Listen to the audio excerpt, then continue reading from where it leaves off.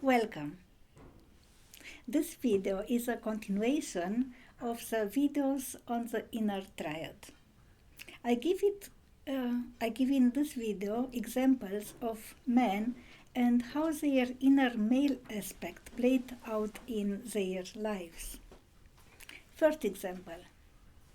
A 42-year attractive, successful man, let me call him Jan, came to me because of increasing debilitating panic attacks and anxiety. He was a brilliant computer programmer who had worked with reputed companies, lately at the Ministry for Foreign Affairs. To start with, he was a work alcoholic. To be a work alcoholic in this profession is to flirt with the hubris of being God. For him, it had become more than a flirt. In his mind, he was a kind of God. Being handsome, articulate, successful, and well off, he had left behind a trail of broken hearts. With women, he was quite callous. With men, very competitive. He had only one friend who lived in another town, about 1 hour drive. They knew each other from high school and met sometimes for a concert and a drink afterwards. The friend was married, without children. About 1 year before Jan came to me, this friend had committed suicide. This is when Jan started to have nightmares, anxiety, and the panic attacks. When he came to me, he was a wreck, on sick leave. Well, I don't have to explain more. He was cut off from his inner woman.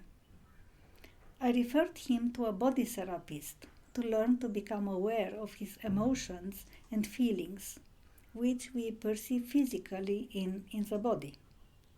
I told him to meditate, to appreciate time spent in nature, to be.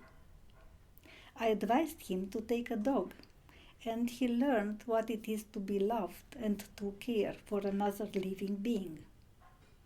Of course, we talked about his parents and upbringing and how all this could take such an extreme form. He resumed his work, worked less hours, spent time with his dog, whom he took for special trainings, and socialized more. The panic and anxiety subsided, the dreams became more calm and ordinary. He started to read novels and to go to the movies, for which he had no interest and no understanding before. Dating was not yet on his agenda when we closed the contact. He felt he needs more time to be able to really meet a woman. Second example. A man, 23, working during day as a waiter, in the evening playing in a band, came to me because of recurrent depressive periods. He dreamed of becoming a professional musician, but he lacked self-confidence. He let others walk over him, could not say no. He let others exploit him.